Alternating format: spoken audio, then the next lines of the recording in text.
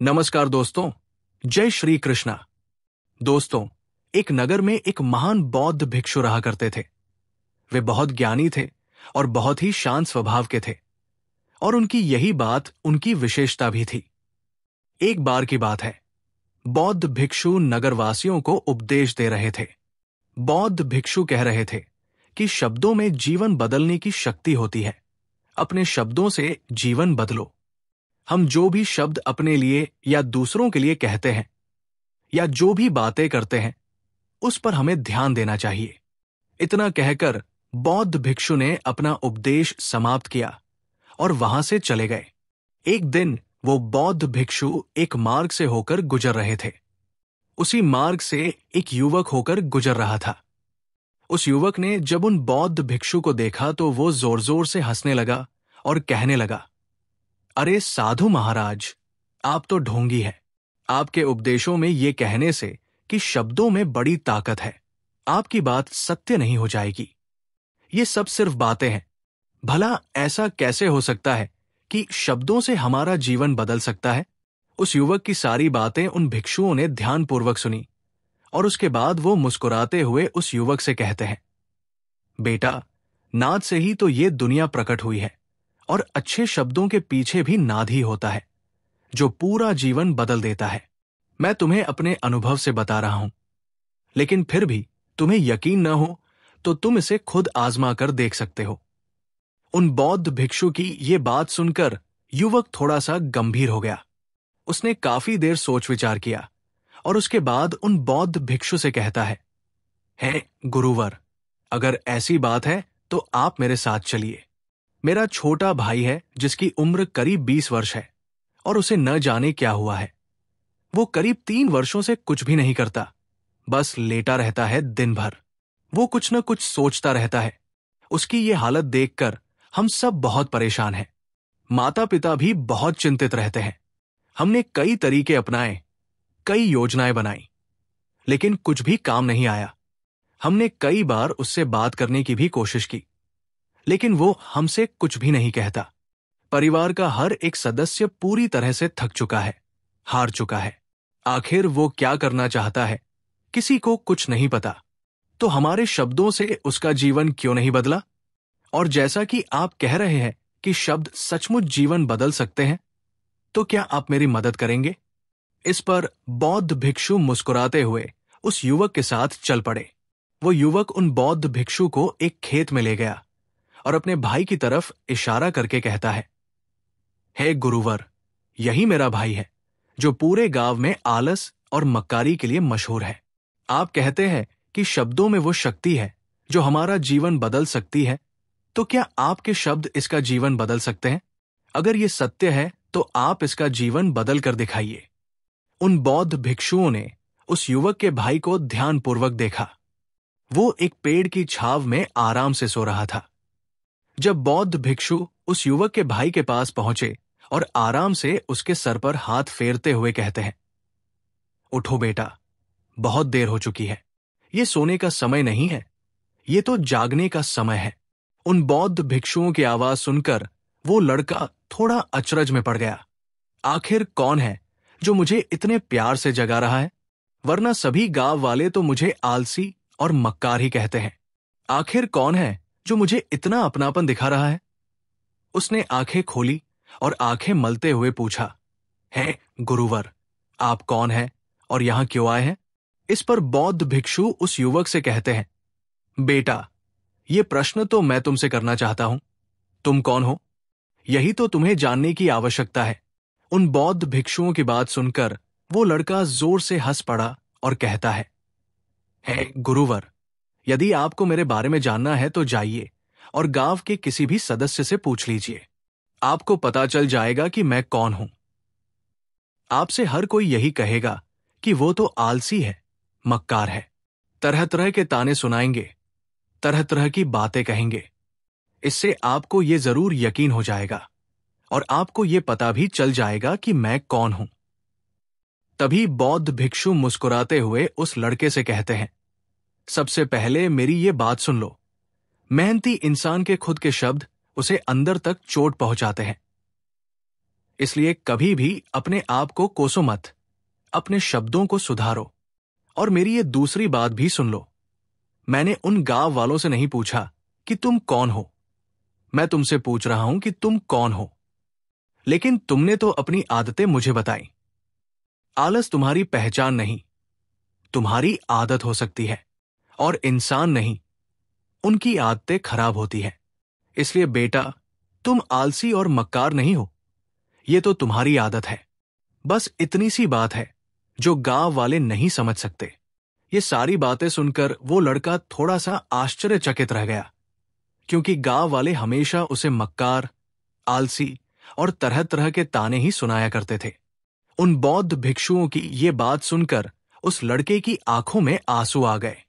वो तुरंत ही दोनों हाथ जोड़कर उन बौद्ध भिक्षु के चरणों में गिर पड़ा और उनसे कहने लगा, आप सत्य कहते हैं, ये मेरी आदत ही है और मैं इस आदत से बहुत परेशान हूं। मैंने बहुत कोशिशें भी की, लाख उपाय किए, लेकिन मैं अपनी इस आदत से छुटकारा न पा सका। इन आदतों से बाहर आना बहुत कठिन है।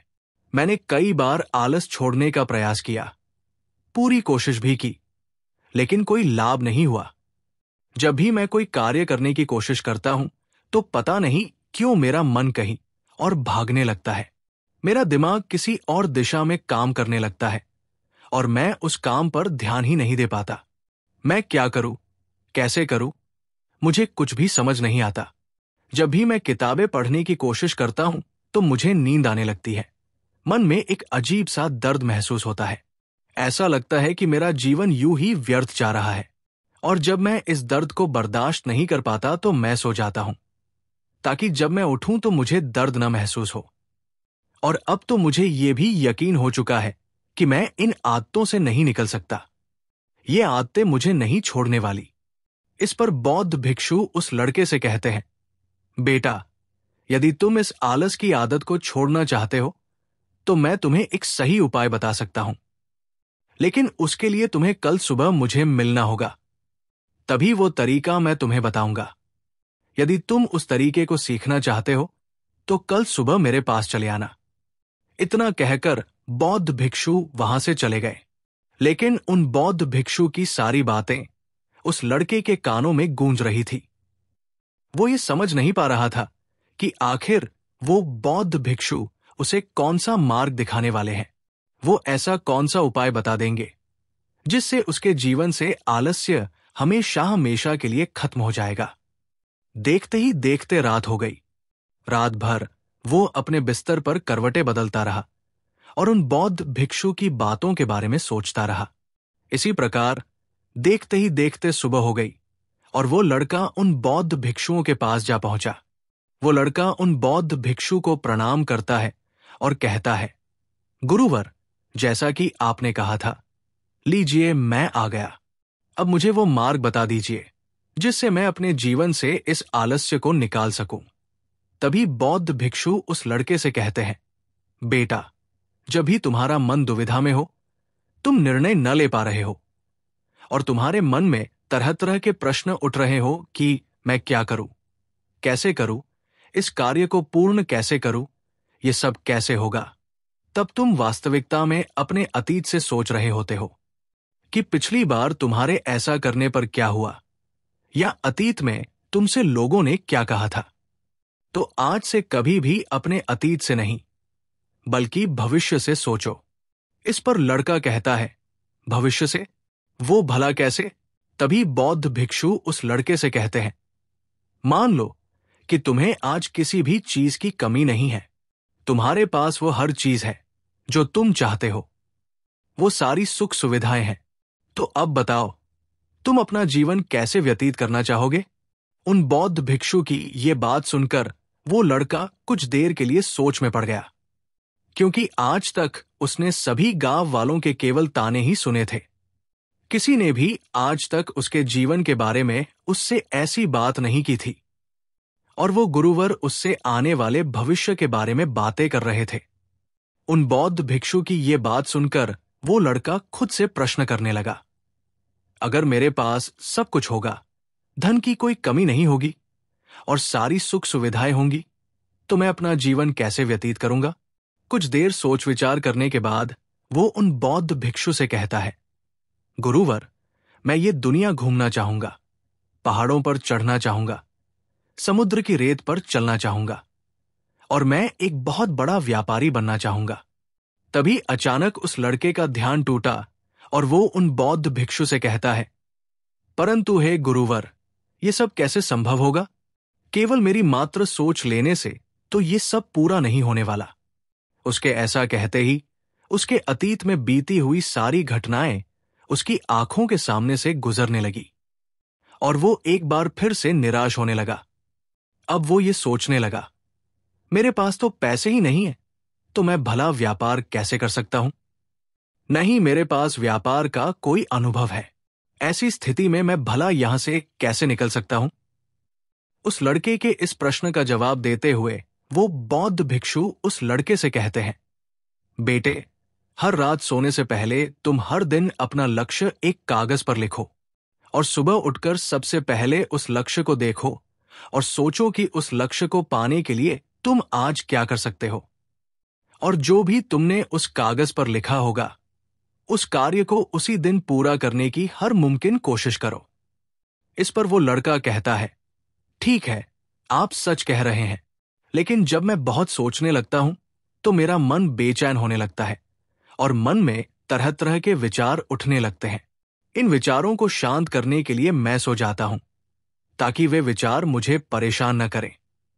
उस लड़के की समस्या का समाधान करते हुए वो बौद्ध भिक्षु उस लड़के से कहते हैं, बेटा, अंतर्मन की चाल को पकड़ो और शब्दों की मदद से नया भविष्य बनाओ।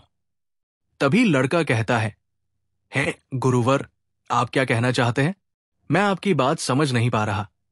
इस पर बौद्ध भिक्षु मुस्कुराते हुए कहते हैं, बेटा, कैसे होगा? ये जो सवाल है, ये सवाल नहीं बल्कि एक डर है जो तुम्हारे अंतर्मन में बैठा हुआ है, जो तुम्हें अगला कदम लेने से रोक रहा है, तुम्हें कदम आगे बढ़ाने से रोक रहा है। यदि तुम वास्तविकता देखो तो किसी को भी नहीं पता होता कि वो कार्य कैसे होगा। लेकिन एक इंसान जब दृढ़ निश्चय कर लेता है तो वो अपने उद्देश्य को सामने रखकर लगातार प्रयास करता रहता है और वो अपनी सफलता प्राप्त कर ही लेता। तभी वो लड़का उन बौद्ध भिक्षु से कहता है, हे गुरुवर, अगर ऐसी बात है तो मन में बार बार चिंता क्यों होती है? मन बार बार बेचैन क्यों उठता है? इस पर बौद्ध भिक्षु कहते हैं, बेटा, क्योंकि तुम्हें डर है कि तुम कमजोर हो। तुम्हारे अंतर्मन में यह बैठा है कि तुम में कुछ कमी है, तुम किसी काम के नहीं हो। और यही कारण है कि तुम कोशिश करने से डरते हो, क्योंकि तुम्हारा अंतर्मन हमेशा तुम्हें रोकता रहता है। जब भी तुम कोई कार्य शुरू करना चाहते हो, तुम्हारा मन तुमसे पहले कह देता है, इससे आगे मत बढ़ना, अन्यथा तुम हार जाओगे। और इसी कारण तुम्हें चिंता होने लगती है, तुम्हारा मन बेचैन होने लगता है। तभी वो लड़का कहता है, गुरुदेव, आपने जो कुछ भी कहा वो बिल्कुल सत्य है, लेकिन अब आप ही मुझे बताइए कि मैं इस परेशानी से बाहर कैसे निकलूं। इसका जवाब देते हुए वो बौद्ध भिक्षु उस लड़के से कहते हैं, बेटा, इस समस्या का समाधान बहुत ही आसान और सरल है। तुमने देखा होगा कि अक्सर हम अपने आप को दोष देते रहते हैं, अपने आप को तरह तरह के अपशब्द कहते रहते हैं जो हमारे अंतर्मन में जाकर बैठ जाते हैं और वही हमें आगे बढ़ने से रोकते हैं। इन शब्दों का हम पर बहुत गहरा प्रभाव भी पड़ता है, क्योंकि जैसा हम खुद से कहते हैं, जैसा हम पूरी भावनाओं के साथ सोचते हैं, हम वैसा ही बनते चले जाते हैं। इसलिए यदि तुम खुद को बदलना चाहते हो ताकि तुम भी काबिल बन सको, तो तुम्हें अपने अंतर्मन को नए संदेश देने की जरूरत है। जैसे कि मेरे शरीर का हर एक कण, हर एक हिस्सा, हर एक विचार शांति और ऊर्जा से भरा हुआ है। मैं दृढ़ संकल्प और आत्मविश्वास के साथ हर दिन के लक्ष्यों को पूरा करता हूं। मैं अपनी कमजोरी को अभ्यास में बदलता हूं, चिंता को ध्यान में बदलता हूं। मैं उत्साह और ऊर्जा से भरा हुआ हूं और लगातार अपने लक्ष्यों पर काम करता हूं। ऐसे शब्द जब तुम खुद से कहोगे तो तुम शक्तिशाली महसूस करने लगोगे और तुम्हारी सारी चिंताएं खत्म होने लगेंगी, क्योंकि यही शब्दों की ताकत है वो तुम्हें वही बना देंगे जो तुम खुद से कहोगे। तुम जितनी भावना के साथ ये वाक्य बोलते हो, उसे महसूस करते हो, उतनी ही भावनाओं से ये शब्द तुम पर असर करना शुरू कर देंगे। धीरे धीरे ये शब्द तुम्हारे मन और व्यक्तित्व की सोच का हिस्सा बन जाएंगे। लेकिन मेरी एक बात याद रखना, तुम्हारा अंतर्मन इतनी आसानी से नहीं मानने वाला। जब तुम आगे बढ़ोगे तो मौका मिलते ही वो तुम्हें पीछे खींचेगा। तुम्हारे अतीत के बीते हुए सारे कड़वे अनुभव तुम्हें याद दिलाएगा, ताकि तुम डर जाओ और एक बार फिर से अपने लक्ष्य का पीछा करना छोड़ दो। लेकिन तुम्हें इसकी चिंता नहीं करनी है। उन सकारात्मक शब्दों के कारण तुम्हारा मन सकारात्मक विचारों को स्वीकार करने लगेगा। आगे वो बौद्ध भिक्षु उस लड़के को चेतावनी देते हुए कहते हैं, मेरी एक बात और याद रखना, तुम्हारा ध्यान आलस्य पर नहीं होना चाहिए। अर्थात तुम्हें कभी आलस्य नहीं मिटाना, बल्कि तुम्हें एक नए भविष्य का निर्माण करना है, एक नए व्यक्तित्व का निर्माण करना है। तुम्हारा पूरा ध्यान केवल इस पर ही होना चाहिए। उन बौद्ध भिक्षुओं की बात सुनकर लड़का कहता है, ठीक है गुरुवर, आप जैसा कहते हैं मैं वैसा ही करूंगा। तभी वो बौद्ध भिक्षु उस लड़के से कहते हैं, बेटा, अभी तो मैं इस गांव से जा रहा हूं, लेकिन कुछ सालों के बाद मैं वापस आऊंगा। इतना कहकर बौद्ध भिक्षु वहां से चले गए और वो लड़का अपने घर लौट गया। लेकिन अब उस लड़के के मन में तरह तरह के विचार चल रहे थे। वो लड़का ये सोच रहा था, अगर मैं अपनी मनपसंद जिंदगी जीने लगूंगा, अगर मैं दुनिया घूमने लगा, नए लोगों से मिलने लगा और अपनी पसंद का काम करने लगा, तो मेरी जिंदगी कैसी होगी। उस बात को ध्यान करके उसने एक कागज पर अपना लक्ष्य लिखा और लिख कर सो गया। अगली सुबह जब उसकी आंखें खुली तो उसने उस पेपर पर लिखा हुआ लक्ष्य एक बार दोहराया। उसके बाद वो कुछ देर के लिए शांत हो गया। तभी उसे उन बौद्ध भिक्षु की बात याद आई। तुम अपने लक्ष्य के लिए आज क्या कर सकते हो? उसने खुद से सवाल किया, मैं आज अपने इस लक्ष्य को प्राप्त करने के लिए क्या कर सकता हूं? तभी उसे एक बार फिर से उस पेपर की तरफ ध्यान गया। उस पेपर पर लिखा था कि मैं बाजार जाता हूं और लोग व्यापार करने की कौन कौन सी चीजें, कौन सा सामान लेकर आते हैं। मैं उन चीजों को देखता हूं, उन्हें समझता हूं। ये पढ़ने के बाद वो तुरंत ही बाजार चला गया। वो अलग अलग दुकानों पर बैठा, उन्हें देखा, लेकिन उसे कुछ समझ नहीं आ रहा था, क्योंकि लोग अलग अलग व्यापार कर रहे थे, अलग अलग तरह की चीजें और सामान ले रहे थे, और किसी ने उसकी कोई मदद नहीं की। वो बहुत उदास हो गया और निराश होकर वापस घर लौट आया। जब भी उनके सामने कोई मुश्किल आन पड़ती तो वो घबराते नहीं, बल्कि उस समस्या का समाधान निकालते हैं, इस समस्या के समाधान पर ध्यान केंद्रित करते हैं, और ना ही वो कभी किसी का इंतजार करते हैं। वो केवल खुद पर विश्वास करते हैं और तुरंत ही कदम आगे बढ़ाते हैं। जब उस लड़के को ये सारी बातें समझ में आने लगी तो उसने भी धीरे धीरे अपने कदम आगे बढ़ाने शुरू किए। उसने बिल्कुल वैसा ही व्यवहार करना शुरू किया। अब से वो कभी खाली नहीं बैठता था। जब भी उसका काम मन करता, वो बाजार जाता और लोगों के बारे में जानता समझता कि वो किस प्रकार व्यापार कर रहे हैं, कौन सी चीजें खरीद रहे हैं और किन चीजों पर उन्हें लाभ हो रहा है। और जब उसका मन करता तो अपने पिता की मदद भी करता था। वो अपने पिता के साथ मंडी में जाता, वहां पर जाकर मोलभाव करता, हमेशा कुछ न कुछ सीखने में ही जुटा रहता था। तभी एक दिन गांव में एक मसाले का व्यापारी आया। उसे कुछ पढ़े लिखे नौजवान की जरूरत थी, जो माल की गिनती कर सके और हिसाब रखने का काम कर सके। वो लड़का अपने लक्ष्य को जानता था कि उसे क्या पाना है। उसे समझ में आ गया था कि इस काम से उसे बहुत कुछ सीखने को मिलेगा। बेहिचक वो सेठ के पास पहुंच गया। वो जानता था कि उसे उस काम के बहुत कम पैसे मिलेंगे, लेकिन फिर भी वो उस काम को करने के लिए तैयार था। अब उस लड़के की सोच पूरी तरह से बदल चुकी थी। अब वो बाकी लोगों की तरह नहीं सोचता था, बहुत ईमानदारी और समझदारी से काम करता था। देखते ही देखते करीब 3 महीने बीत गए और अब व्यापारी ये समझ चुका था कि नौजवान बहुत ही समझदार है और वो उसे व्यापार में बहुत मदद करता है। इसलिए उस मसाले के व्यापारी ने उस लड़के को अपना सहायक बना लिया। उस व्यापारी ने देखा कि इस लड़के की दिनचर्या सबसे अलग है। ये हर दिन पढ़ता है, लिखता है, सुबह उठकर ध्यान करता है, नई चीजें सीखता है, परेशानी आई तो भी विचलित नहीं होता। ये सबसे सम्मान से बात करता है, सबका आदर करता है। देखते ही देखते 1 साल बीत चुके थे और अब तो व्यापारी उस नौजवान से बहुत खुश था। उसने धीरे धीरे उस नौजवान को व्यापार के सारे गुण सिखा दिए और देखते ही देखते वो लड़का अब एक छोटा सा व्यापारी बन चुका था। और जब उस लड़के के अंदर व्यापार की समझ आ गई तो उसने जड़ी बूटियों का व्यापार शुरू कर दिया। देखते ही देखते केवल कुछ ही वर्षों में वो नगर का सबसे बड़ा व्यापारी बन गया। लोग उसे सबसे बड़े व्यापारी के नाम से जानने लगे। उसका नाम दूर दूर तक फैलने लगा। करीब 5 वर्षों बाद जब वो वापस अपने घर लौटा तो लोग बहुत हैरान थे। उसे देखकर लोग बहुत अचंभित थे। उसके सारे जानने वालों ने उस लड़के से पूछा, तुम इतना कैसे बदल गए?